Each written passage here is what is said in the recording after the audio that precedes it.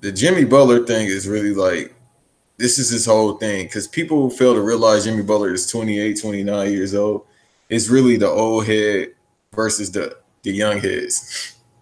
I mean, it's wild to say that 28 is an old head thing because it's still relatively young. Like, you got to think, Jimmy Butler is like what 6 years older than Wiggins and Cat.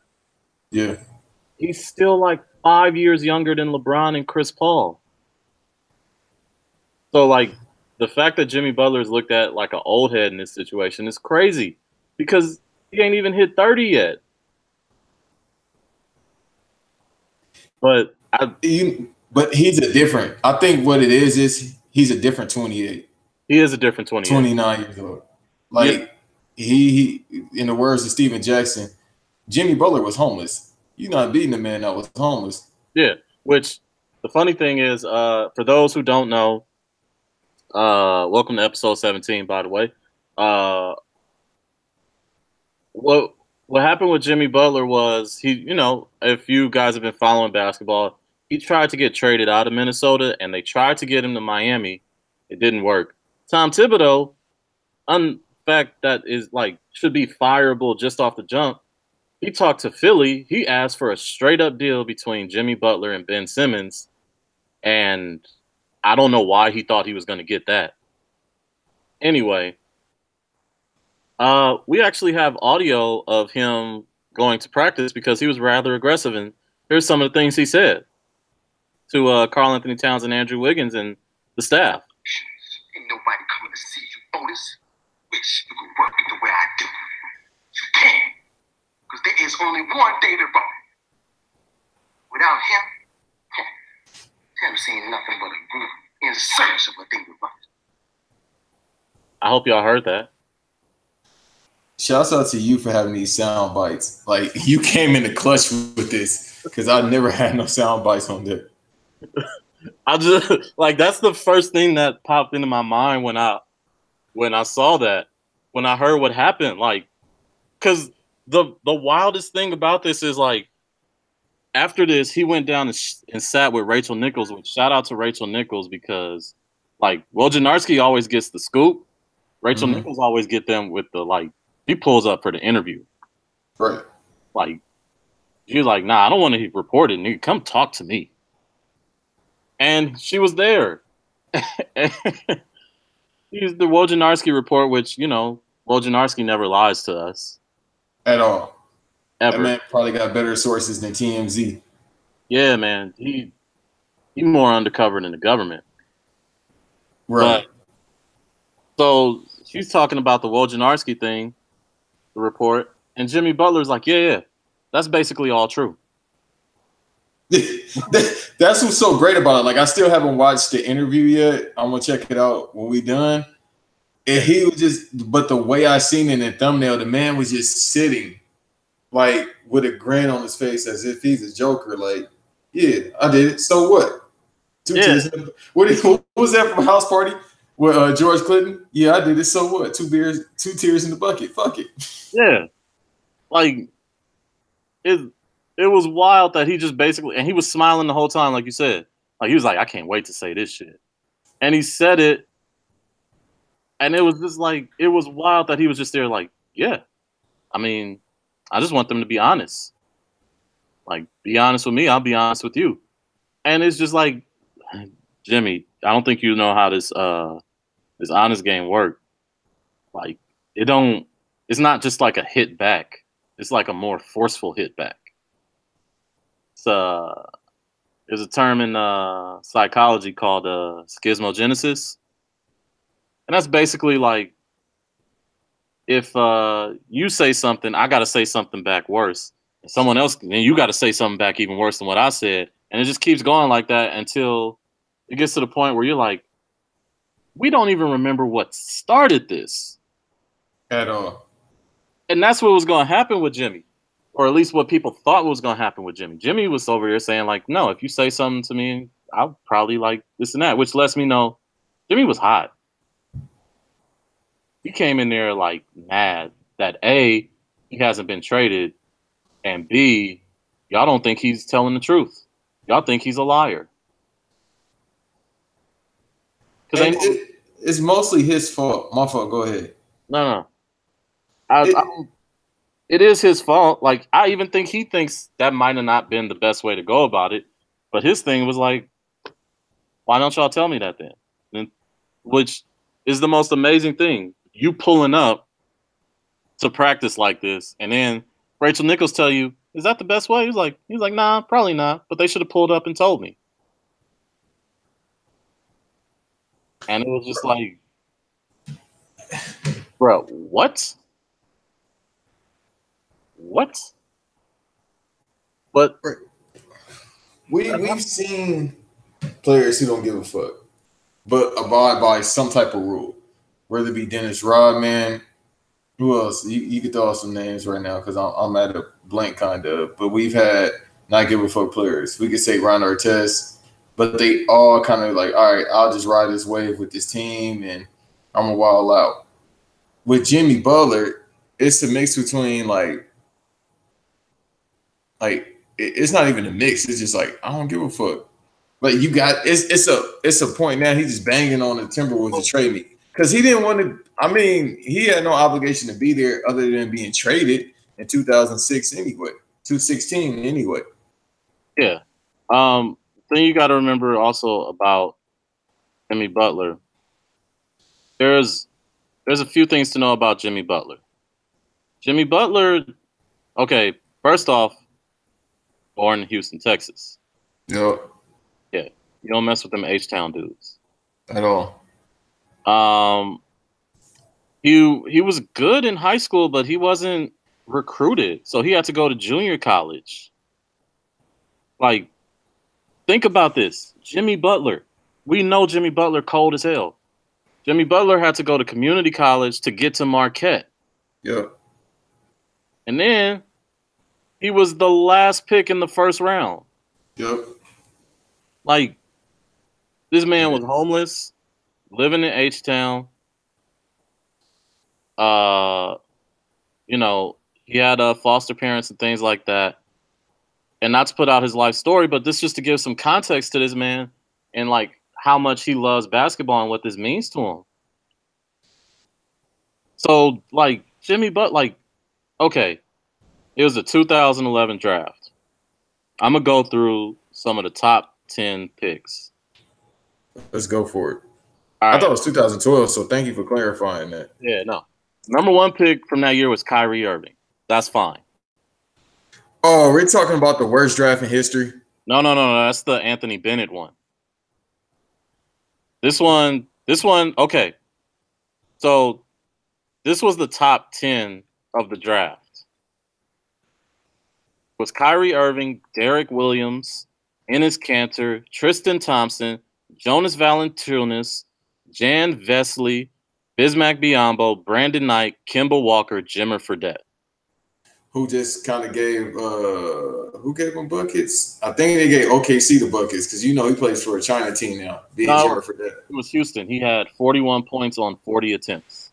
And that was basically like everybody's like, okay, we put up 20. Didn't they put up like 13 threes against them or 23s? Yeah. Now, I said all those people, none of those people are better than Jimmy Butler. But the wild thing about that draft.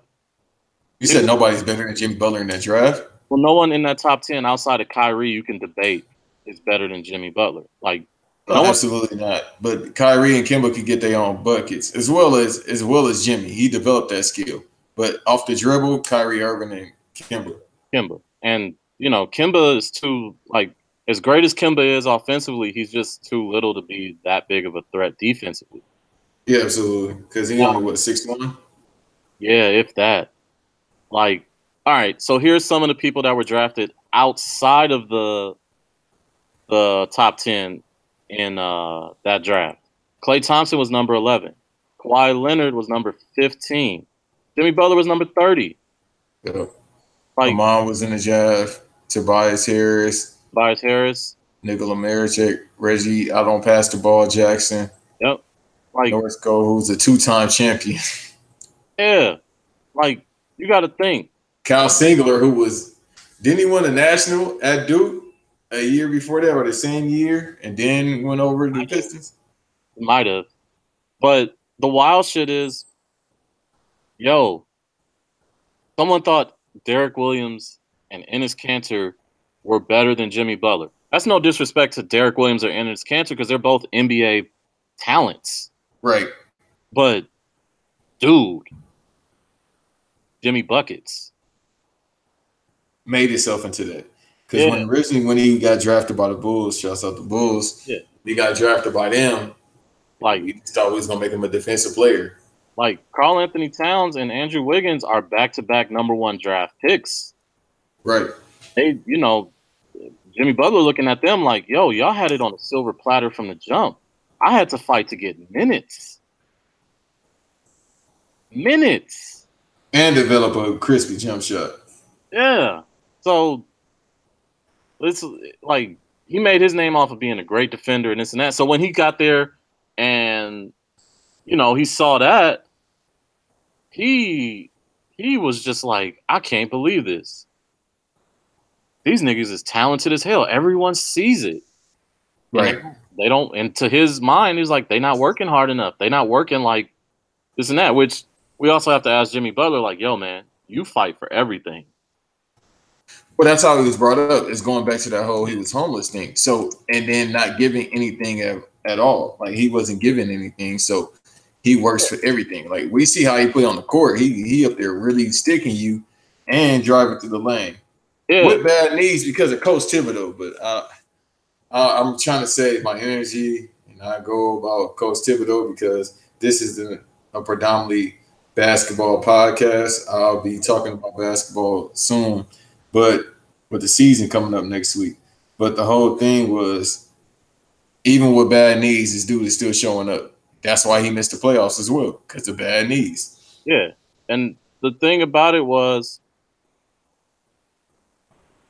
Karl Anthony Towns and Andrew Wiggins didn't say nothing.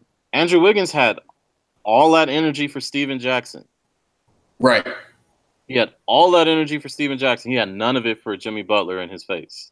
Which is way more riskier to say that to Captain Jack than it is to Jimmy Butler. Like, Jimmy Butler gonna put up, Captain Jack gonna pull up with a do-rag flap open.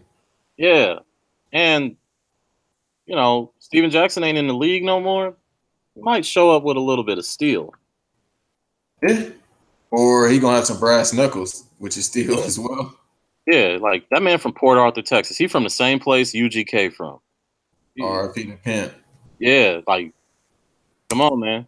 Like, it's a different thing with that man. And you know who told him to calm down too, right? Oh, Jerry Stackhouse. That's the wild thing. Jerry Stackhouse telling you to chill, you doing too much. Because Jerry Stackhouse stay ready for this. He's on the list. Yeah. Yeah, he really is. But anyway, so the wild thing was afterwards, Karl Anthony Towns don't say nothing. Then supposedly he get into a huddle and say, like, oh, we need to control our emotions. And just the fact that the two max players on the team didn't say anything to the guy who pulled up, like, your spot is secure. And you still over here got to be in the leader? Jimmy Butler looking at y'all like, is this your game? Huh? Is this your game?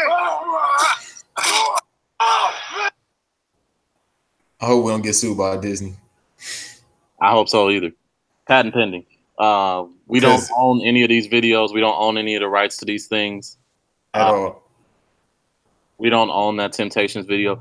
But you know what I mean? Like, that's what you got to be thinking if you Jimmy Butler. Like, this who y'all entrust the franchise to?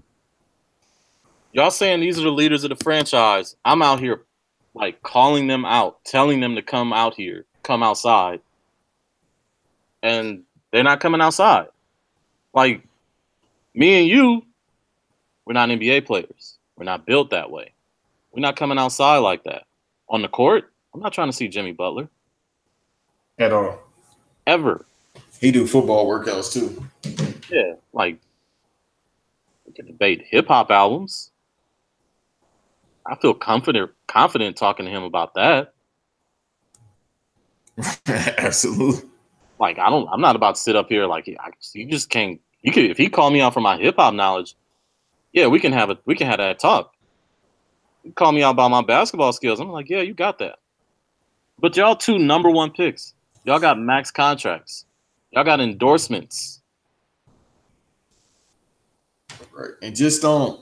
Well, what if they said something about him listening to country music? Like, nah, we want to listen to some Yachty, and that's what made him go off because he's doing this like it's not even training camp. It's like practice. All I'm gonna say is, if a black man listens to country music, don't mess with him at all. And he listens to like current. He was on stage at a country show.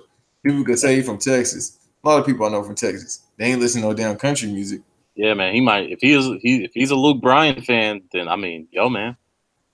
You know, he might like say something wrong about Jimmy Butler in the offseason. He's gonna pull up on you with the cowboy boots and the hat on. And it's not gonna be a joke. With the dreads coming out the hat. Yeah. That's the crazy thing. He had a country show with dreads on. Yeah, like man, I'm telling you, any black dude that listen to the country music or any black person in general that rock with country music, nothing wrong with them. Just saying, don't mess with them at all, because they're a different type of ready. They gonna get their pistol. They gonna get their shotgun. They got their knife in the boot. It's all types of things. They got a straight razor probably. The snake in the boot. What is that from? From Toy Story. Yeah. That's exactly what I thought about. They're gonna take off their belt buckle and slap the shit out of you with it. Like the brass one. Black people who love country music have multiple weapons. It's like that wheel in Grand Theft Auto. They got that type of wheel on their body at any given moment. See, my initial thought was the only black person that listened to country music was Cowboy Troy, and I haven't seen him since he was on a segment of TNT basketball. My mother listens to country music. Yo, Mobs is lit. Yeah. We gotta be in contact. I gotta talk to her because I hide my country, my whole country thing. I hide that. Like I'm like, because we from South Central. Like, bruh, I remember. I'll never forget this. And this is only like a year or two ago. I was blasting. Shit, fuck it. I was blasting Fall Out Boy. Now, mind you, anywhere you go, you blasting Fall Out Boy, you're gonna get looked at a certain way. Yeah, because it's Fall Out Boy. Right, and I'm a Fall Out Boy fan. The last 2 months have been garbage, but that's neither hearsay. So I'm blasting like Fall Out Boy, and I'll never forget. I was on Manchester and Van Ness, and the looks I got, priceless. I was laughing at myself. That shit, I wasn't even really embarrassed. I was like, you know what? I should turn off Fall Out Boy. I mean, it is what it is. Like people gonna look at you funny for liking it, but I mean, there's some okay. We gotta let dudes like shit because, right? Like, if you was a dude over there, like really excited listening to anything at that point, they would have looked at you funny. Maybe I want to listen to Back to Life, Back to Reality. Yeah, man. Like I'll be out there on my job when I got my little playlist going. When I'm out there, man, you might hear like, I got clean versions of everything because, yeah, not trying to be fired. We can't drop nigga on you around there. I'll just say that. Yeah, you might go from Mr. Ice Cream Man to Always Be My Baby and not miss a beat. I will not miss a beat to that. Yo, I could just imagine you at the job coming around the corner will Always Be My Baby coming on. Like that's pause, but it's just there's no pause about it. Like, I mean, shit, it's a good song. You know what? I've actually in the past couple weeks been going back to her discography. I never gave Mariah Carey her credit. Really? I knew she was great, But I went back and listened to I Can't Let Go. Is that the song? Yeah. And I went back and listened to that, and that's when she was like 21, 22 around there. I'm like, God damn, she's been consistent for like 25 years. Yeah, man. It was wild. Like she's incredible, dude. Like is she in the Rock and Roll Hall of Fame? If not, she is a first ballot. No, she will be though, of course. It's just the Rock and Roll Hall of Fame works like this. If you black, you gonna have to wait, champ. Well, it's not just that. If you black and do rap music, you might have you to really gonna have to wait. Unless you NWA, you gotta move. NWA or Grandmaster Flash or Run DMC, like there's certain groups that they just can't like ignore, but like in certain rap acts they can't ignore, or at least I thought they couldn't ignore until this year. Because this year and going forward is going to make it a very interesting year for the Rock and Roll Hall of Fame. That's going to let it be known that the people who get to select and nominate and all that is going to have to change because. So, for some those y'all don't know, some of the Rock and Roll Hall of Fame nominees this year were, I believe, Def Leppard. It was Rage Against the Machine. LL was in there again. Radiohead was in there, who they deserved it. Kraftwerk.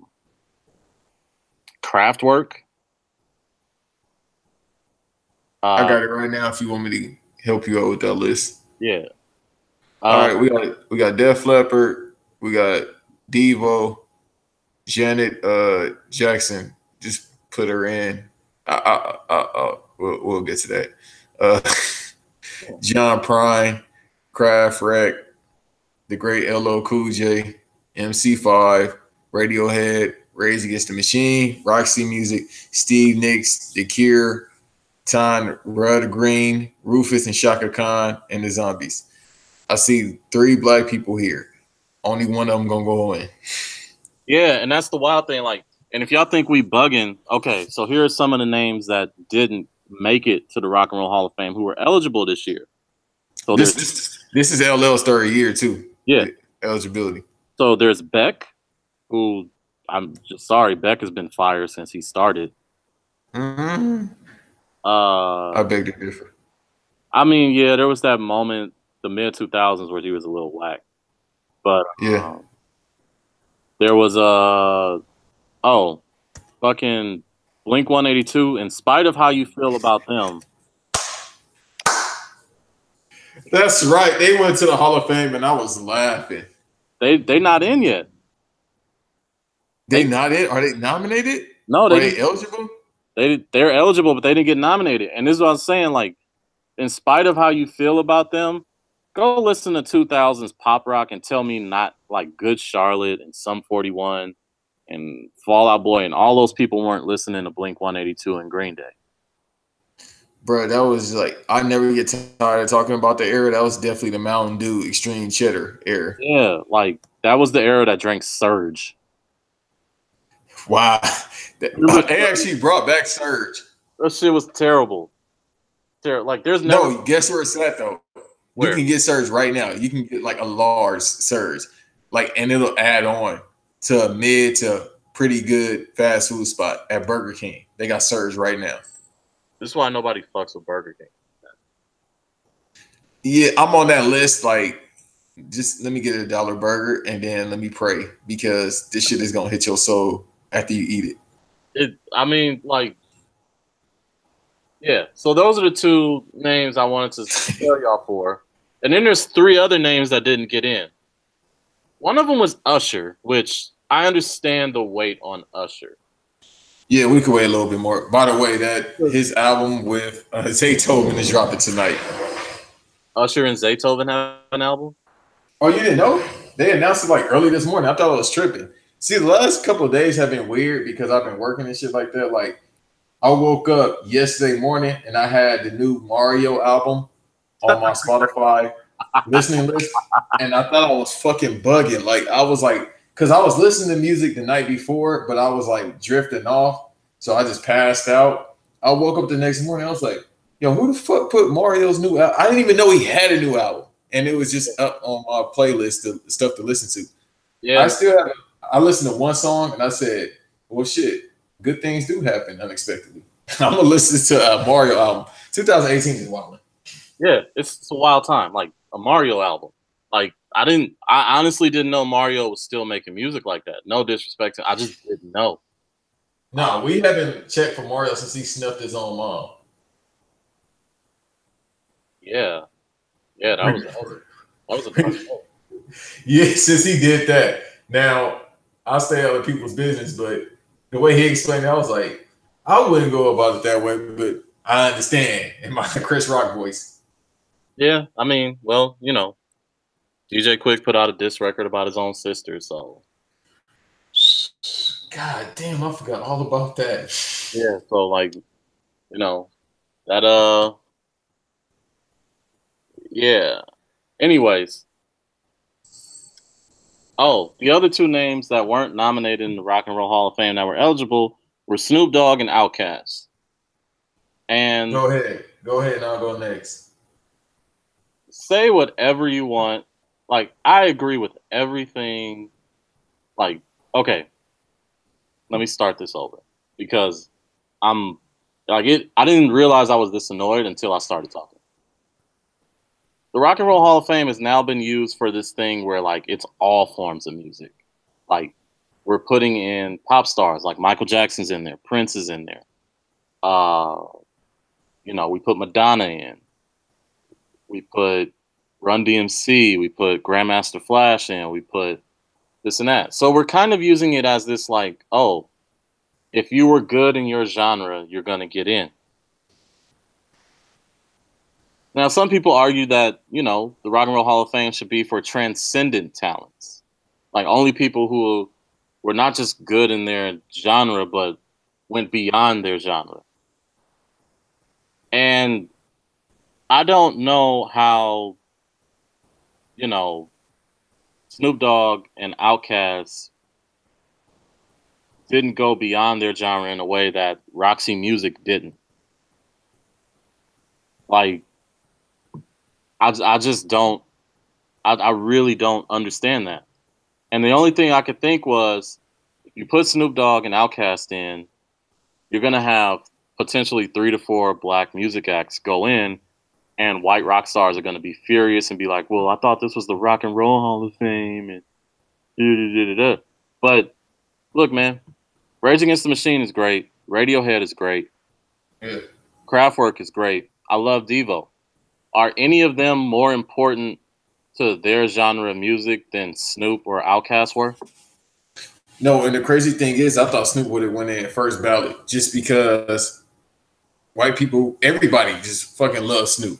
Like it was somewhere around that 2000s where it's like, oh, he's no longer a gangster rapper. We really love Snoop, and he's just been himself for 25 years now. They always loved him from the jump because it was the voice. But my man has a show with Martha Stewart. Like, there's nobody. Like, he put out a gospel album this year. He put out a reggae album. And the fascinating thing about Snoop is that gospel album nor that reggae album were terrible. They were more like, you know what? If he puts a little more effort into this, he can make something really good. Do you know how unbelievably talented you got to be to just drop something in a completely different genre and people be like, you know, there's potential here? Yeah, and the album he had last year was really good. Yes. Yes. Well, the 2 albums. I think he put out, besides the gospel album, he put out like 2 rap albums. Yeah, he had Make America Crip Again and Kool-Aid, or was it? Or no, it was the other one when he was standing in front of the sign. Yeah, It's Never Left or something like that. Yeah, I think so. But that's the wild thing is like Snoop has an underrated, like, really good catalog. Like, when you look back at Snoop, the worst albums are probably The Dogfather and his first No Limit album. They're bad. But then when you get to Top Dog, and you get to The Last Meal, and then he puts out Paid the Cost to Be the Boss, puts out, you know, Rhythm and Gangster, you go to the Blue Carpet, like, yo. Which is probably my favorite Snoop album, besides Doggy Style, Rhythm and Gangster. Yeah, like yo, like that list, that run is like underrated because Snoop was just a little too West Coast with it. But and then you got Outkast.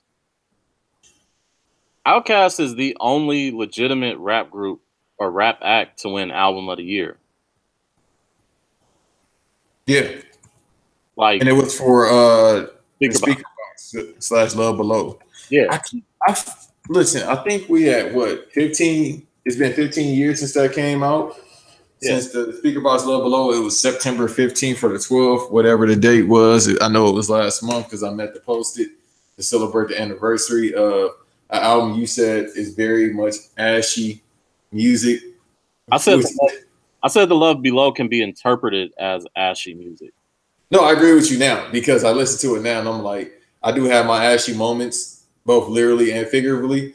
And when I go back and listen to it, I'm like, this very much is ashy music because the concept is I want to tell you how much I love you, baby, but let me make it poetic. Yeah, and I mean, Prototype is like the ashy dude anthem. Yeah, like I think I can't admit I'm in love. I think I am. Well, not Like, even which that, one is it? like, like I'm in love because you're perfect. You know what I mean? Like that's the only way I can fall in love if you perfect. Nigga, what is you? If not, you are. That does make sense now thinking about it. But I mean, withstanding all of that, that album is, and that's not even their best album. Absolutely not. That's the craziest thing. It might be their weakest out, and it wasn't because they were together. Like I feel like they were in the studio at times together, but that's probably their weakest out. Like Idlewild, do we really want to count that? Like it's a soundtrack. It's sort of like the Black Panther album. Like Hey, when you look for the Black Panther album, it's under Kendrick's name. Idlewild might be better than Speakerbox Level Up. I give you that. I'm not going to even really sit up here and argue with it. I'm not going to jump up. What you mean? No, I would agree with that. If you want to go disc for disc, The Love Below might be the weakest of all the Outkast discs. Like, just like if you separate Speakerbox and Love Below as two separate albums, The Love Below is probably the weakest one. And that's saying something because it's still really good.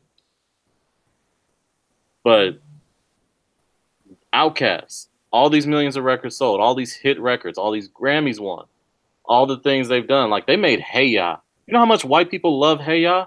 Dude, white people love Hey Ya and Way You Move. I've seen it in person.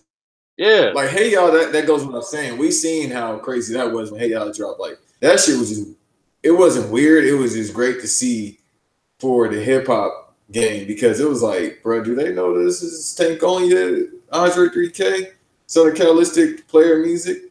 But Yeah. that was the one that was like, all right, I could see why it was going. Even at a young age, we were like, all right, I can see why. But when I seen white people recently still saying, I like the way you move, I said, okay, they did it. Yeah.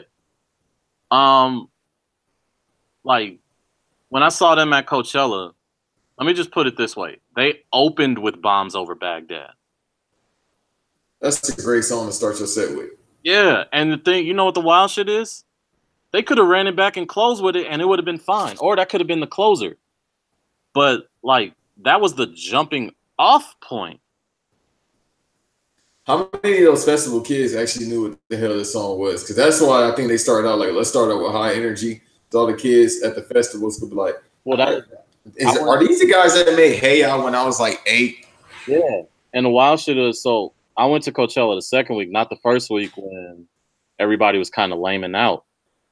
Right. They was warm. I heard they were warming up. Like it was been a while. So they was like, all right, we got to hit them with something new. We got to hit it. I mean, not something new, but we got to, you know what I mean, Dre, we got to get back into it. Yeah. And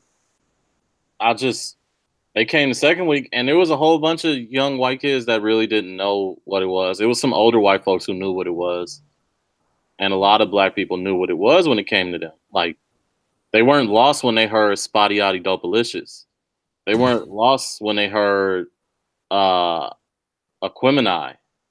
They weren't lost. I don't think they did Crumbling Herb. Man, if they would have did that, I don't think so for that type of set. Maybe when they went to it wasn't Freaknik. What's the other one that they have in Atlanta that's not AC3 or whatever? I forget, but I know which one you mean. Yeah, I think Afropunk, but that's New York, right? Yeah, that's New York.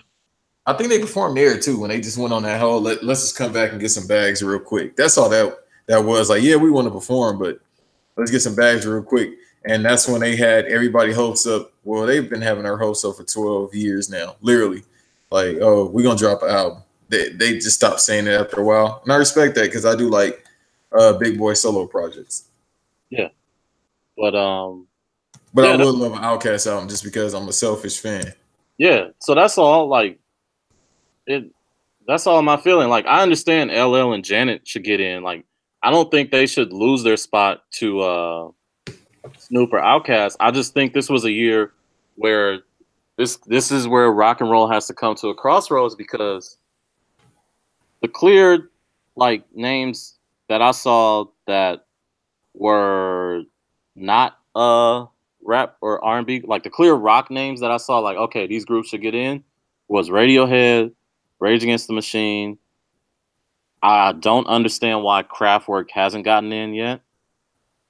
And yeah, you can make an argument for Devo or The Cure. But then I was like, man, how does LL not get in this year? How does Janet not get in this year? How do you like leave Snoop and Outkast off the ballot?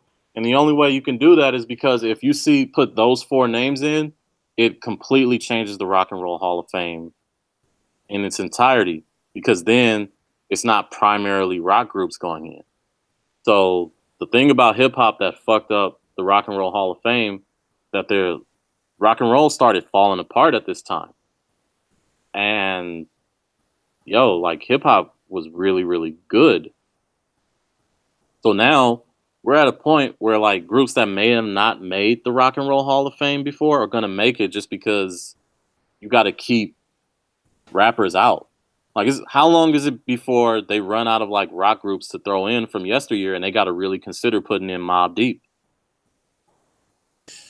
That'd be crazy. Now, I can see Outkast just because we just talked about the popularity. I can see Snoop, of course, and shit. I can even see at one point. I wouldn't say the Ghetto Boys, but I can see at one point another like Tribe or Daylight or something. No, I definitely can see them too. Like I question a lot if I don't see Tribe in the Hall of Fame eventually, but those two, like that'd be crazy. Yeah, but yeah. Anyways, that was my piece on it. I don't really have too much to say about it, because we know, like, I'm not trying to be on the black tip, but we know, like, let's say this: if Rufus and Shaka Khan goes in before those two, I'm cool with that, just because I feel like they want to do the whole seniority thing, and they probably ran out of older white groups to put in the Hall of Fame at this point, because it's like, who else? Is Eric Clapton in? Yes. Elton John in? Yes. Damn it! Can we go further than that? Yeah, well, I mean, they just put Guns N' Roses and Green Day in. They're running out real quick and very fast. Like, damn, we already went through the 60s and 70s.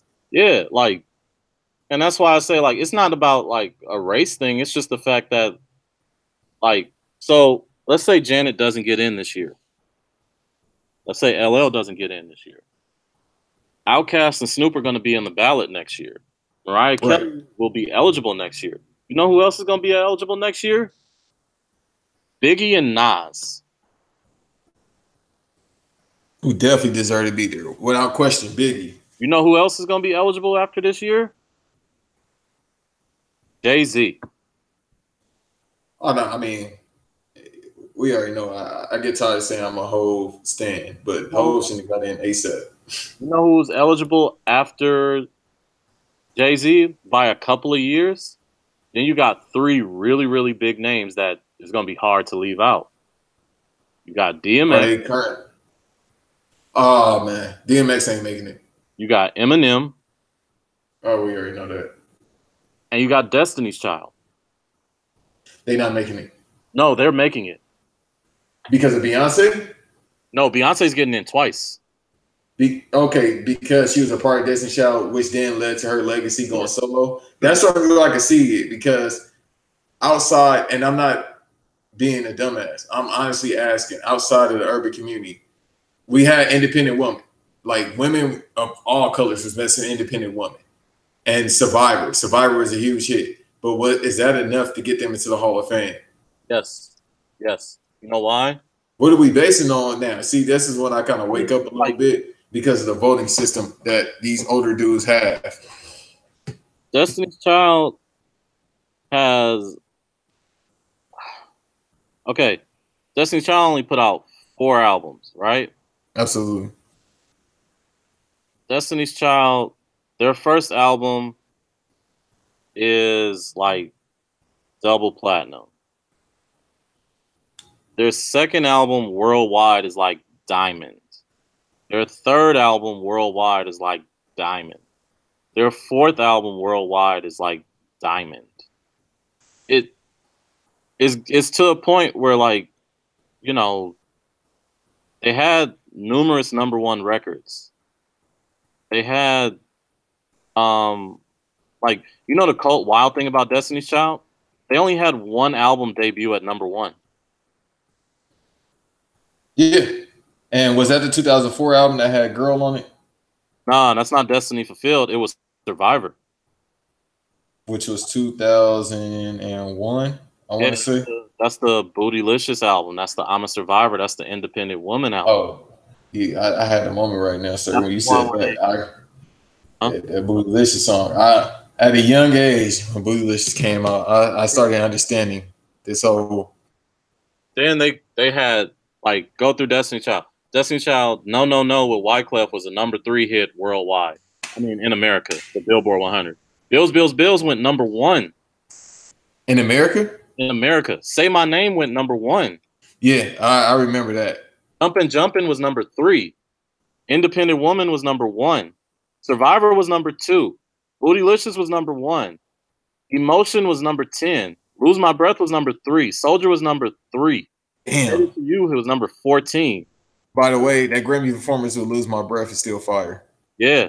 Girl was #23. Every single they put out basically was a top 40 single. Bugaboo was #33. Everything they were putting out for the radio was getting on Kiss FM. See, this is why this works. Not because we just friends. You got the stats already. Because I was really like, because the thing is, it goes back to the whole time thing. It's the same thing. We got a young demographic that has no idea that Dwayne Johnson is The Rock, and we still call him The Rock, even though his government name is Dwayne Johnson. It goes with the same thing with Beyonce. Beyonce is worldwide famous, more than likely the biggest artist on the planet right now. Arguably, I would say is Drake. It's because of the numbers. The numbers are up there. But it's like, yo, she was in a group called Destiny's Child. What's Destiny's Child? They had a bunch of songs that really made you feel broke if you were a dude trying to holler at them. They had one song that made you feel broke. They had one song that made you pay my bills, and Independent Woman made you feel broke. Okay, Independent Woman did you make you feel broke. And then it's like, I want to help you, baby, but damn, you saying you really don't need nobody. And then the best part is on one album, they had a song, they had Bugaboo, which made you feel like, oh, you pressing a little too hard. Yeah. And then Say My Name, it was like, well, you don't love me enough. And they were both hits.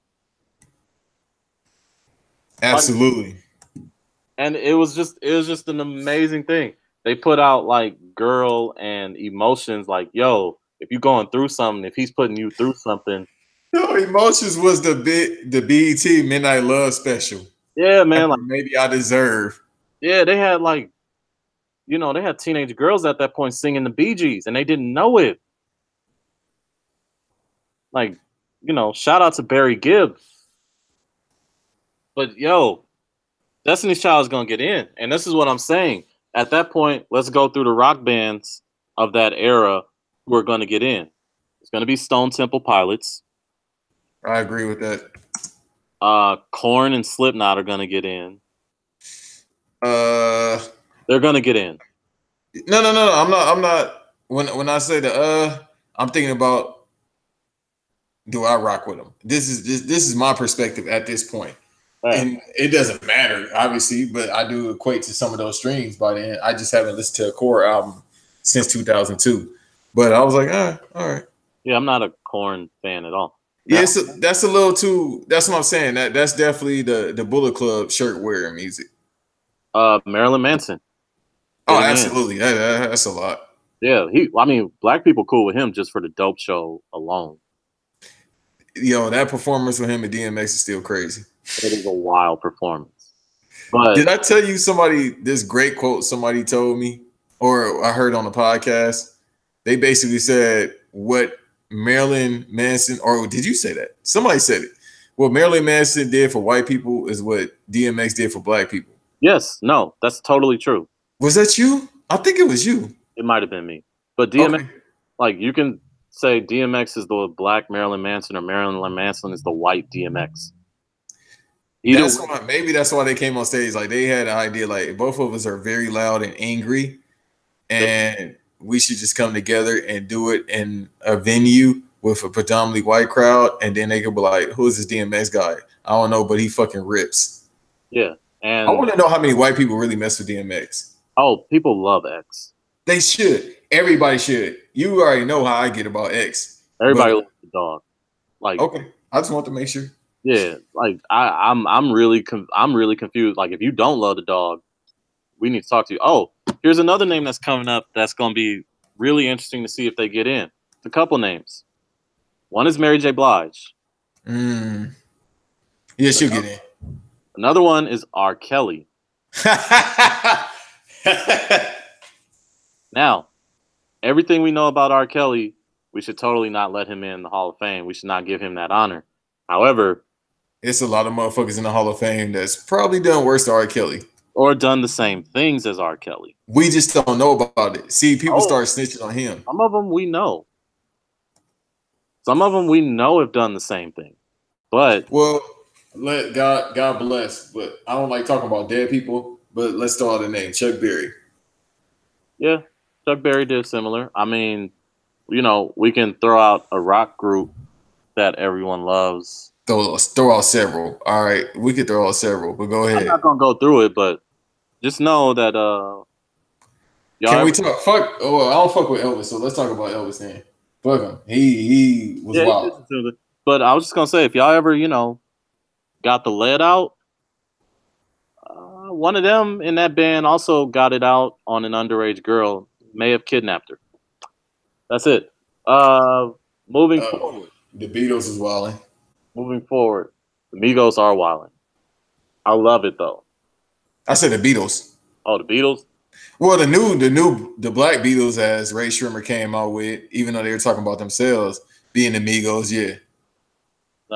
They not wilding. They just winning, and I never thought I'd see this. See, that's what I'm saying. When I say 2018, it's just wilding. It's just I'm seeing shit that you only can make in a parody. Yeah, on Mad TV. Like, if you would have told me that, you know what I mean? I ain't gonna say his name. If you would have told me a dude that used to have a Chicago accent is now shaking up with the president, like he's been knowing this man for 10 years, I would have thought you bugging. If you would have told me Drew Bill Cosby would have got locked up, I would have thought you wilding. But you say, I don't know anything you speak of when you talk about that Chicago thing. Like, all I know is Chance. I like the interview you had, by the way, too, on the Joe Budden podcast. I gotta check it out. But well, this is what I got from him. We thought it was a gimmick with him being a nice dude. He generally seems like a nice kid. Yeah, no, he really loves his city. He really cares about helping people. Like, I think he might end up more like a politician than a rapper before it's all said and done. But yeah, you say the Migos are the Black Beatles. I say the Beatles are the white Migos. Let's go. Like, someone brought up a great point. Is like, when are we going to consider Migos a top 5 rap group? Yeah, shouts out. I think his name is Kareem something. Yeah, like I saw that tweet too, and I mean, I wouldn't say they're top 5 yet, but especially considering I'm like a young old head, and then you say that around. First of all, you say that around Lord Jamar, he might lose his shit. Yeah, like, and everyone's like, well, which group you gonna bump out? And I'm gonna bump out the group that if I say their name, I'll get beat up for saying. No, say it. You protect it. No. They'll beat me up. They'll show up to my dressing room while I'm streaming live and punch me in the face and shoulder. What? Okay, I'll say it for you if I can find out the group. What year? Or can we just give me a hint? There's a lot of people in the group. Oh, okay. No, I'll put the Migos over there. I'll say the group. I understand. Papa Wu ain't listening. I'll put them over there. And it's just not because I don't love the Wu. It's just the Wu is better separate. Like they're definitely. The Wu, this is the thing with the Wu, and not to cut you off. They definitely have a fan base consisted of Bullet Club shirt wearers. They do, but the wild thing is, they're really good. Like they're really good. Now the thing about the Wu is they're definitely a Rock and Roll Hall of Fame. They have to get in. Oh, they will get in just because, like what I just said, based on the popularity of them, of what they have. It's just like you got to know my favorite rap groups. Like it's Outkast, it's Tribe, it's UGK. There we go. It's Little Brother. Yep. Like I know a lot of people used to. Well, what about De La Soul? What about NWA? What about Bone Thugs? What about? I'm gonna leave that one alone. What about Bone Thugs and Harmony? I love all those groups. You love Bone Thugs? Now, De La Soul, they'll probably be at my bottom top 10, and there's no disrespect to them. NWA won't even make my top 20 if I had to do groups, and it's not that many rap groups. NWA is top 10. Like, you can't produce Ice Cube and Dr. Dre and not be a top 10 group.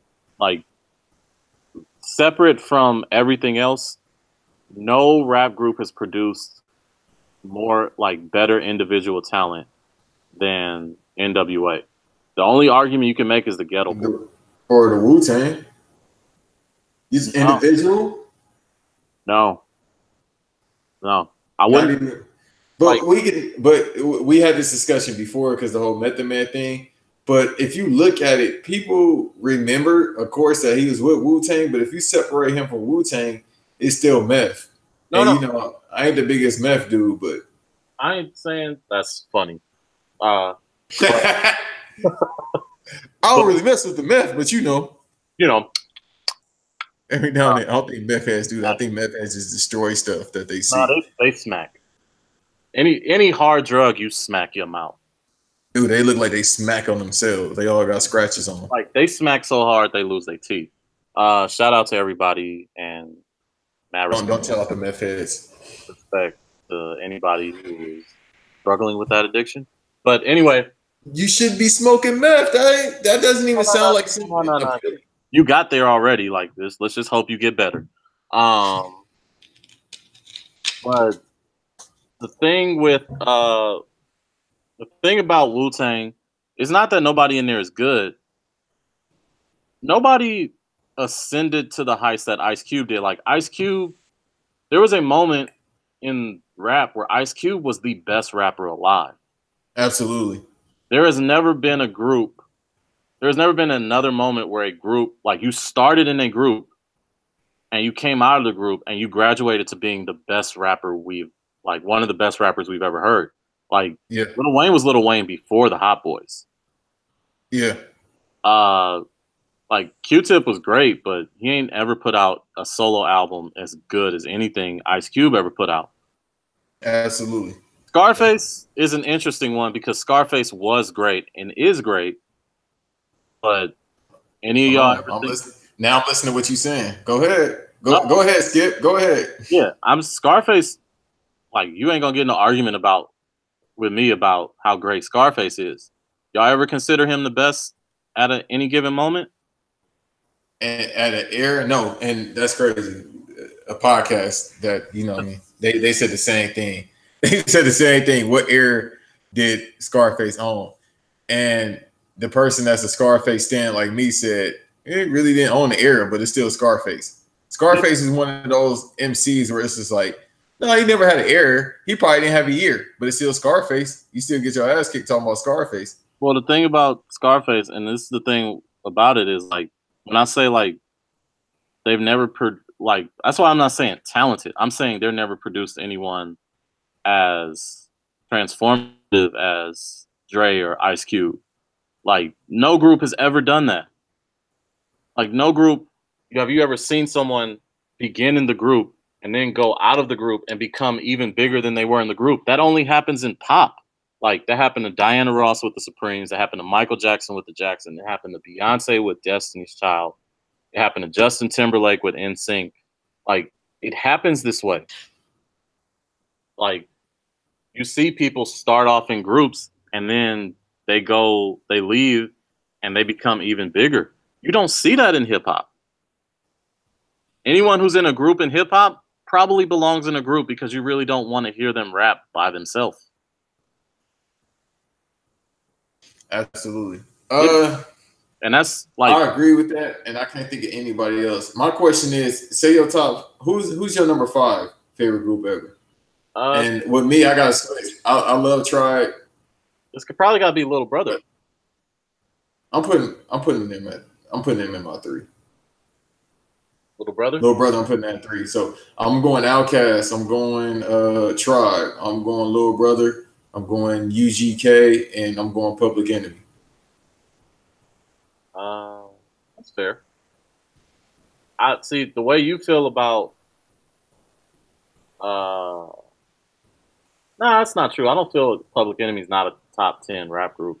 It's just there are groups I like more. Like, to be honest with you, I kind of like Brand Nubian. No. Right, because the only thing that came from Brand Nubian, they got alright records. They had their 20-year anniversary a couple weeks ago too. Grand Puba, absolutely. But Sadat X wasn't bad either. But Sadat was cool, but he ain't Grand. It ain't too many rappers Grand Puba. Nah, Grand Puba was something else. Like yeah, still to this day, that flow. I can't think of anybody right now that can do that flow. This man was like, it was like in between, like I'm almost Silk the Shocker, but nah, you ain't gonna disrespect me like that. Like I swear, when I listen to Puba, I'm like, isn't there something like he offbeat, but he not offbeat? No, if that makes sense. He's totally there. Now, like he's one of those rappers that tries to fit in a lot of syllables in one bar, and it works. Yeah. But then you get but when it comes to Public Enemy, like I might pick Salt and Pepper over them. I don't have a problem with that because that's one of the first groups that like took rap to where it could be pop, not pop, but it's like we were being respected as if we are pop artists. Yeah, because I mean they didn't have these social messages that Public Enemy had, but they did have like certain messages like none of your business. Like basically saying like it's my business who I fuck, not yours. Right. Or like they had songs talking about AIDS and stuff like that, talking about sex, like. But made it fun, where it's like Public Enemy, you really petrified when you hear them. Yeah, and that was the whole point, was to kind of like be so forceful and terrifying that it was supposed to scare white people and empower black people. That's dope. Anyway, it's an art to that. Let's stick to music, because Migos. I know what you want to talk about with Migos is them winning the Rock Award, and I mean, name a rock group that should have won. I don't even know a rock group out right now, and we actively listen to music. Me and you both. I can sit here with confidence. There's not too many things I brag about. I could definitely sit here with confidence and say I'm a music nerd and I know enough about music, if not a shitload about music. Mm-hmm. I listen to a lot of music. Listen, all I can say is I listened to 21 Pilot's new album. That shit was mumble rap. They say the young boys mumble rap and all the shit they was doing is mumble rap. Yep. And throughout all of that, I don't disagree with anything you're saying. But I just want everybody to listen to know. He said he knew a lot about music. Didn't name a rock group. So I'm looking like I'm honestly in my mind thinking about a rock group. I'm thinking about who I heard this year. Like Paramore didn't drop nothing this year. No, and then Unknown Mortal Orchestra wouldn't be considered. I'm a big fan of them. They not considered rock. Yeah, you can argue the Gorillaz, but that was last year with the Gorillaz too. No, they had an album this year too. Oh yeah, they did. They did. That was like in May, somewhere around there. Yeah, that's right. But that shit just kind of came and went. I don't know if it's because of promotion or what. I think they signed the Island Def Jam too, so that would make sense. Yeah, I mean, yeah. But when we look at it, are we saying new rock groups? No, it says rock. It says best rock / pop duo. Culture 2 came out this year. Culture 2 was not that good, but it just was on the strength of Bad and Bougie that got them that. And if it's because of that got them that award, fucking give them another award because Bad and Bougie had everybody lit. And that was last year. Not just that, like, okay, so between Culture and like now, they put out Culture. There was the 21 Savage Metro Offset thing with Ric Flair. Without Warning. Yeah, there was the one with Ric Flair drip. Ric Flair, that was almost a year ago on Halloween. That's crazy. And Ric Flair came out to it at his own goddamn wedding. Was that on Jimmy Kimmel too when he came out? Yeah. Two-step. They had the wrestling ring and everything. Like, yo, like we talked about all this. Nobody out there listening can name a rock group that should have beat Migos for best rock pop group. So all I'm saying is, bro, I'm looking right now. Let me look at my Spotify to see who I've been listening to this year from rock. Like, I swear, like, we're not joking, people. We're not putting ourselves over. We're not trying to get heat. Breaking Benjamin, but they old. I got the new Breaking Benjamin album. The Breaking Benjamin album was fire. I got 2 words for you. I know. Drop Top. I'll finish the rest. Look, that one opening bar. As soon as we hit that Young Metro, yeah, it had the clubs lit. It had everybody lit. I mean, I'm pretty sure they was playing at soccer practice or at some local Starbucks. They had an acoustic version. Say the next 3 words to this line. Offset. Woo, woo, woo, woo. And it's not even a word. It's an ad-lib with a sound. It's an onomatopoeia. And it gets you into where you need to go. Yeah. Records 100 bands. Come on, man. And how did Uzi start? Yeah. I gotta look up the lyrics to Bad and Bougie. Like, yo, Migos, like, give them whatever they want. And that's why I like when it said, like, okay, Migos might be a top 5 rap group. I can't dispute that anymore. Like, they've been doing this for 6 years. Everyone's bitten the flow. Everyone's tried to copy them. Everyone's been jacking the style.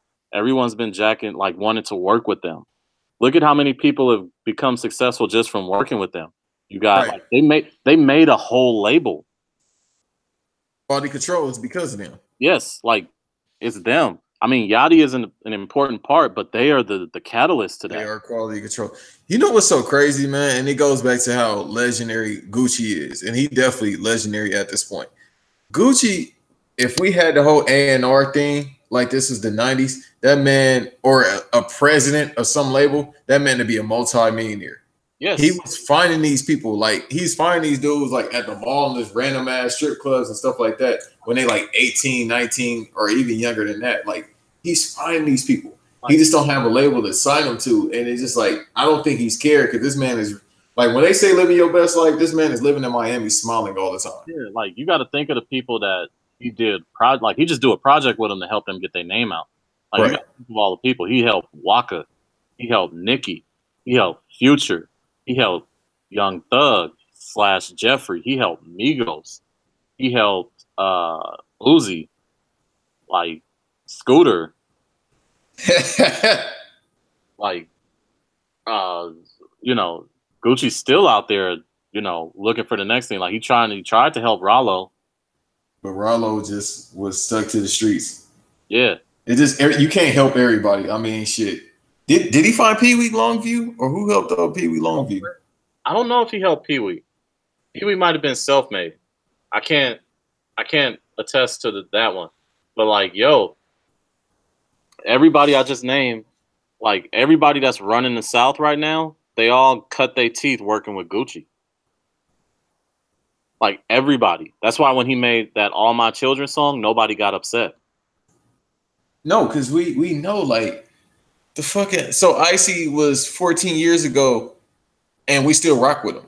Yeah, like he never fell off. I mean, mind you, he put out probably literally 100 mixtapes, but he did everything that people think you're supposed to do in the 90s, like get locked up, get out, and people still scared. And then it's just like the music's so fire. Yeah.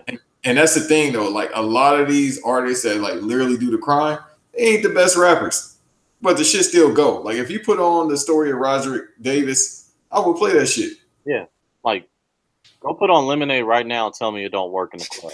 Bruh. Lemonade. I just laughed not because of the title. It's just like it was like a nostalgia just hit me right now, thinking about when that song came out and where I was. Yeah, the Bangladesh Keys. Yeah, and it wasn't him. Was it him? It was Bangladesh. Bruh, that's crazy. What happened to Bangladesh? Lil Wayne went to jail. Stopped working with him.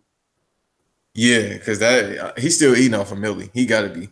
Yeah, but yeah. Since we still on music, and this. Oh yeah. By the way, the Quavo album is already out. I'll be listening to it tonight or tomorrow.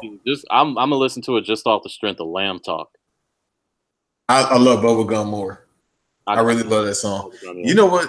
But Takeoff is about to come out with an album. I really think he about to go bar for bar in that album. Nobody gonna tell me otherwise. He's gonna be the house. He's gonna be the Styles P of the group. That's the best way of saying it. Like I was gonna bar you up and I'm gonna put out like 100 albums because Styles be putting out albums every month and we listen to it because we already know what we're gonna get from Styles. Bars. A lot of bars and a lot of songs that sound like he peaceful, but he would beat your ass. Yeah. Now, since we're talking about beat your ass and music, let's talk about, it's Halloween. We got a fantastic beat. Like, yo. So, yeah. Lana Del Rey said that, she said someone from Chicago, I don't know who he is, was an embarrassment to the culture. And Azalea Banks came out and said she got annoyed when white women try and talk about the culture. Okay. She's slowly good on that list, bro. I'm sorry. And this was Lana Del Rey's response right here. Fuck, shit, bitch.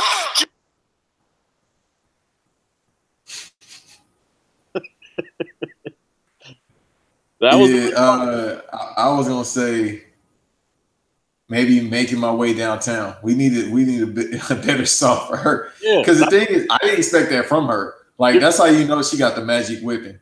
Yeah, like yo, she's like there are rappers who will go like argue with you on Twitter, and Lana Del Rey was like, "Fuck all that, let's just fight." The crazy thing is, when did we get to this point that we saying Lana Del Rey is a witch? Did she say it? I don't know. I think we always thought it just from the way she sing and all this other stuff.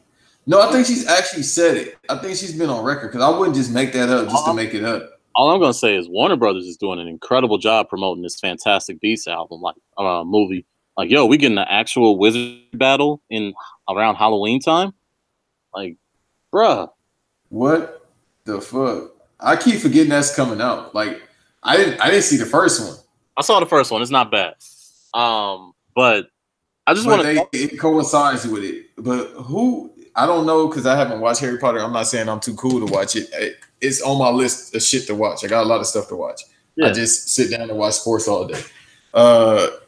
So who would be considered Malfoy or Draco, and who would be considered Harry Potter? Oh, Lana is definitely Harry Potter. Azalea is definitely Draco because her actions have proven that she's Draco. And that's the wild shit. Like, do you know how much people have to be annoyed with you as a black woman for them to just like, for black people to be like, okay, we riding with the white girl on this one. Like, shut this bitch up. Because we mess with our people, but when you just keep talking and doing stupid shit, It's like, all right, bro, anybody beat this motherfucker. It's not just that. Like, okay, Azalea always sound like she got the energy and she ready to give someone the hands. And Lana Del Rey was like, okay, give me them hands. I want that. Right. I don't know what part of Harlem she from, but history has shown most Harlem dudes are like, all right. Yeah. Or people from Harlem like, all right, let's go.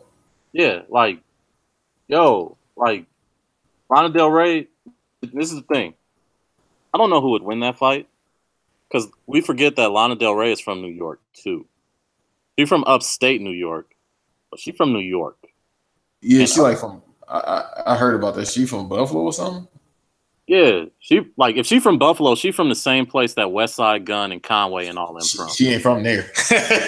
But, I mean, she got some of that energy if she's just talking about, okay, pull up then. Right. And this is all I need to know. Her first response to this was like, wasn't like, oh, well, I'm gonna pray for you, or it isn't. She was like, nah, bitch, come here. We can fight about this. I will fight. She was like, I got time today. I'm putting out new music, but I got time. And then she followed it with, I won't not fuck you up, which, couple things about that. A, she used the double negative, which anyone knows. Okay, I thought I was the only one confused about that because I was reading. I'm like, I would not fuck you up. I was like, wait, is this the ION? Because I got people that text me ION, and I'm like, what the fuck is ION? Yeah, I won't not fuck you up means I'll fuck you up. But this is the thing: use a double negative in an aggressive tone, in an aggressive sentence in proper context, which lets me know right there. She's not an easy win. Like, even if Azalea win that fight, she gonna know she been in a fight. Cause can you beat? I've always heard you can't beat nobody crazy. Azalea is clearly crazy. Can I don't you know beat who a crazy fight. They just gonna kill each other then. Because I think they'll actually kill each other. Well, this is the thing. We don't like Azalea always talk this good one. And then when it's time for her to like actually do something, she never does it. Like, and this was Azalea's follow up to Lana being like, "Well, come find me. I'll turn on my location. We can come fight about this." Her response was to say, "Well, Lana Del Rey, you know, she got plastic surgery on her face. She needs plastic surgery on her body because her body's ugly." So this is the same Azalea Banks that cried when DC Young Fly on Wild 'N Out said that her braces was fucked up. Right. She cried and then went on the internet and said, oh, they made dark-skinned girl jokes and that's why I cried. Yeah, nobody said that. It's the same Azalea Banks that called Zayn from One Direction a sand nigger. It's the same Azalea Banks that made fun of Nick Cannon for having lupus. Absolutely. It's the same Azalea Banks. To put her on the show. Yeah, it's the same Azalea Banks who was recently proud of having cosmetic surgery with breast implants. And shout out to her for it. I ain't tripping over it. I'm not either. But you can't sit up here and be mad and say that, you know, oh, they body shamed me or they skin shamed me at Wild 'N Out. You over here body shaming Lana Del Rey. You over here you body shaming Nick Cannon by saying he has lupus. Like, what are you doing? People was ready to rock with you. Right. Like, you know, she was going through something, you know. Yeah, people was always ready to rock with you. And then you just don't stop. Like, Lana Del Rey wasn't even talking to you. You interjected yourself in this, and she handled this the same way y'all want most women to handle this. Was like, bitch, I wasn't talking to you, but if you want some, you can get some too. And Azalea was just like, no, you're ugly. That was the response. Basically. And I'm supposed to sit up here and think Azalea Banks can win that fight? Nah, and she ain't got her magic game right. She need to get them Yu-Gi-Oh cards in order. Yeah, man. Like, she looking real Kaiba out here, and looking real Kaiba. She ain't got her cards right. She ain't ready to. She got her Blue Eyes White Dragon right now at all. So you gonna lose that? Yeah, man. Lana Del Rey gonna pull out that Dark Magician and just beat the shit out of her with it.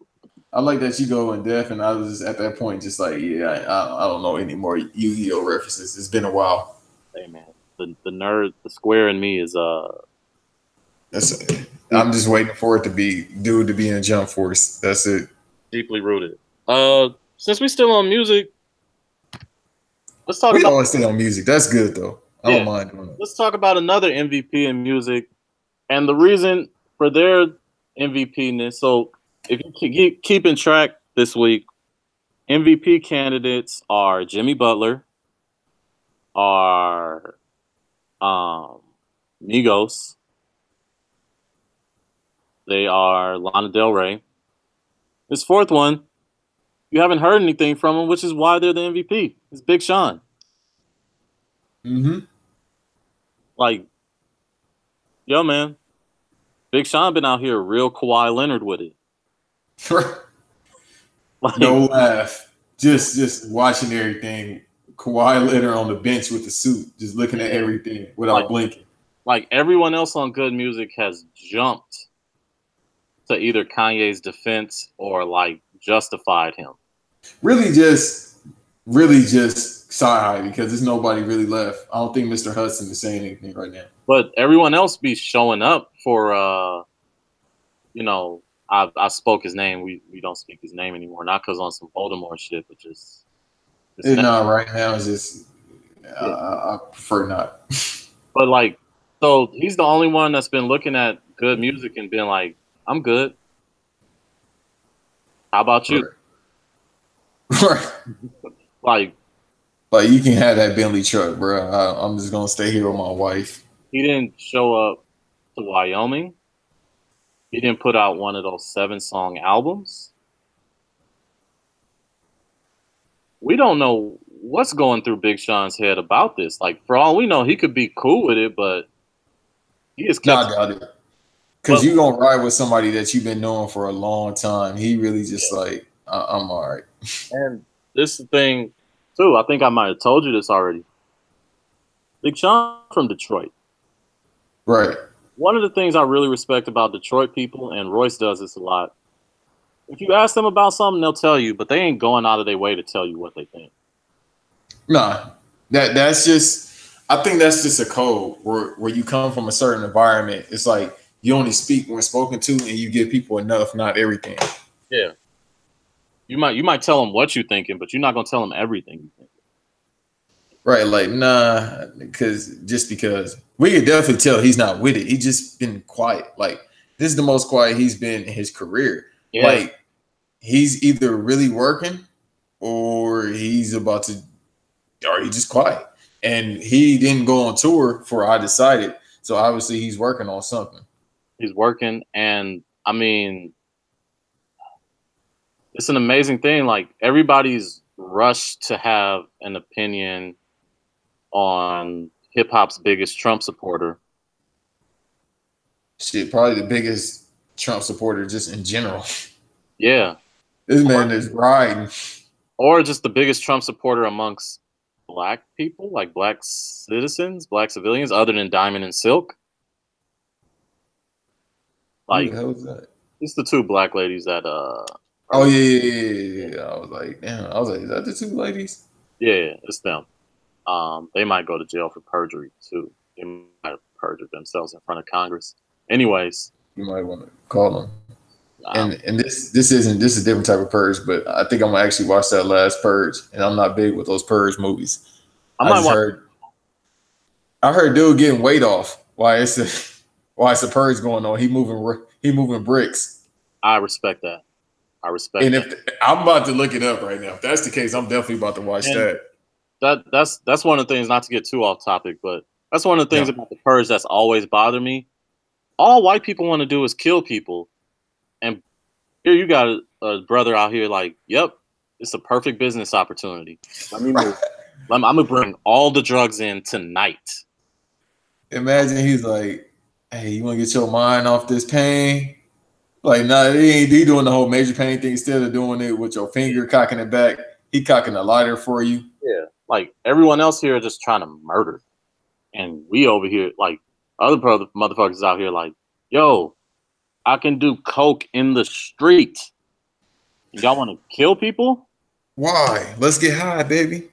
Yeah, like, yo, like, what do you? I can slap a cop. I don't need to kill him. I can just slap him. Right. And they can't do anything about it. And Well, after 9 o'clock, is that how the movie goes? After 9 o'clock, then I can kill them. yeah, it's like for 12 hours, crime is legal, and it's just like, oh, but You know why I know about the plot for, and we're gonna get back to the top. You know why? The only reason why I know about the plot for the Purge movies? Why? Because of Meet the Blacks. Oh, that's right. That's right. But That's the only reason why. But yeah, with Big Sean, so Big Sean just he probably out here trying to help Flint. And he's just out here like, look, man, you out here rocking with someone who don't rock with us. Or even if he don't care like that, he just chilling. He like, look, nah. And like I said, everybody, like some of our legends have been out here very vocal and been like trying to like talk some sense into hip hop's biggest Trump supporter or all this other stuff. And sometimes the best thing you could do is just not say anything. Like sometimes silence works. Cause I mean, Big Sean ain't said shit about nothing. I don't even know if he's active on social media. I haven't checked, but he don't say nothing either. Like he showed up to the Aretha Franklin funeral. That's about all. That's about all. The crowd. That's the last time I seen him when he was the crowd. Like, yes. Yeah. Clapping for Ariana when she was singing. And that's about the last thing he did. Like, and I respect that. Not because like, yeah, you should always remain silent when your people are acting crazy, but it's like, I don't have to give anybody an opinion. I don't have to tell you. Like everyone else has volunteered an opinion. He's like, why I gotta tell you? Right. Whatever I think, that's my business. And I really appreciate that because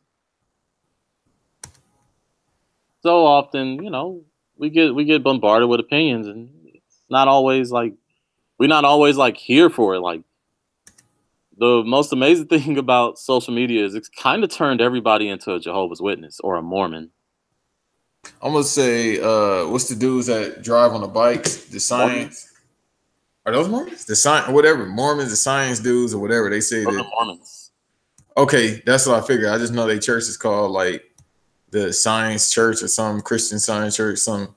But yeah, the dudes that be on the bikes in Watts, they drive the bikes in Watts, which is still, hey man, I still kudos them. I remember seeing them. I'm like, bro, you really about to ride this bike in Watts to try to give people the gospel when their grandmother could give it to them for free? They're dedicated. No, that's a different level of dedication. I feel like everybody should have Mormon dedication. I used to say everybody should have dedication like a crackhead. No, have Mormon dedication. And it'd be like 80 degrees. And not everybody should have Mormon dedication. Only some people. If you're trying to do good in this world, have Mormon dedication. You want like racism, sexism, you want poor people to suffer, stuff like that. You should have the dedication of a weed head. That's about it. You got to be a functional weed head. Well, most of the weed heads I know are functional, very functional. Yeah, but very few are. And that's but yeah, that's really it about Big Sean. Like, and that's like a crazy thing about social media. Like everybody's a Jehovah's Witness. Like everybody volunteering their opinion. It's amazing to see. Like we have simultaneously gone from an era where it's like we're still very big on no snitching, at the same time like doing these very coded barbs at everybody that we know. Everyone knows who you're talking to. Everyone knows who you're talking about. Like right. Like Drake has mastered that. Like, bro, just say at this point, just say Kanye name, please. And it's just it's amazing. So like it was kind of like really cool to see Big Sean. And I know there's other rappers and entertainers who don't interact with social media, but they don't interact at all. This has been a level of solitude that I think is kind of dope because a lot of times people either swear off it completely, or they just like other people like have to shut it down, or they don't really interact unless it's to promote. And this is a dude who was active and then all of a sudden just stopped and didn't tell anybody. And I thought that was really cool because a lot of times, even like the act of like not participating becomes an act in itself. You have to let everybody know, I'm not participating anymore. I'm gone. This and that. Like when I deleted my Facebook, I didn't tell anybody. People just had to find out. Like you just found out. I didn't tell you I was deleting it. It was just one day you tried to tag me in something and you couldn't. Like, damn, bro, what happened? Did they just save your account? No. Yeah, man, I got rid of it. Because a lot of times, like, even people who be like, oh, I'm going away for a while and this and that, they have, like, these long, like, you know, poetic or, like, these prose essays. And it's, like, it's really nice. It's really sweet. I'm not here to knock anybody for it. But, you know, the act, like I said, the act of not participating becomes an act in itself when all you really have to do is just stop participating. And let's see how long it takes people to notice. For us with Big Sean, this all started in April. So it took us, 6 months to finally talk about this? Yeah. That's all Derek said. He's just probably chilling out, about to make the album, the second part with his wife. And I don't need a Bentley truck, bro. I could buy my own. Thank you, Sci-Hi. Yeah, like, I mean, hey, man. I do think it's funny Sci-Hi thinks he has an album coming out. No, just keep writing. That's all Kanye is saying. Just keep writing. And I want a Sci-Hi album. The last one was fire. Like, he could rap. Yeah, the problem with Sci-Hi writing stuff is Sci-Hi could probably write for him and no one else. Because I feel like the last album from hip-hop's biggest Trump supporter was written by Sci-Hi, the majority of it. It was. And he's been writing the last couple albums, I heard. Yeah, Life of Pablo was a Sci-Hi album. Wasn't great. Anyways. Yeah, definitely listen to that Joe Budden podcast with Chance. He explains all of it with Life of Pablo. He basically alluded to the same thing we've been hearing. Kanye just like, oh, I want to use that idea. And because of my name, now people are going to listen to it more than they would your project. Okay. I got to... It makes sense now because remember, like, Life of Pablo came out around the same time as Coloring Book, and there was that whole gospel thing. Makes absolutely sense. But then it started out as a gospel album for Life of Pablo. Then it went to him just being asshole. Just him being himself. I don't know. I still love 30 Hours though. Nobody ever give me to say anything wrong about 30 Hours. That's one of those songs. Okay. But yeah, I listen to that, and I gotta listen to Drink Champs with Ja Rule and the other one with Marley Marl. Yeah, I gotta listen to that Marley Marl one eventually. Anyways, you got so who's the MVP for you this week?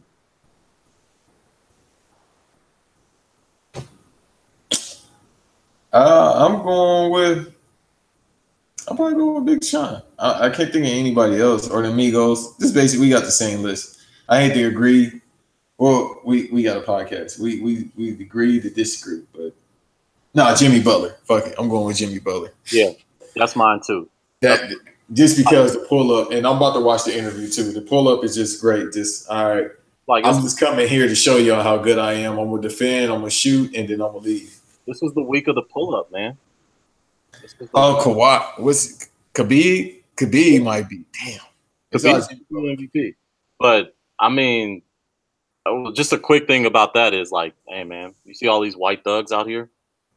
Yeah, just those single parent household having thugs that was in the crowd that decided to fight. If only they grew up with their fathers. Just they would have made other decisions in life.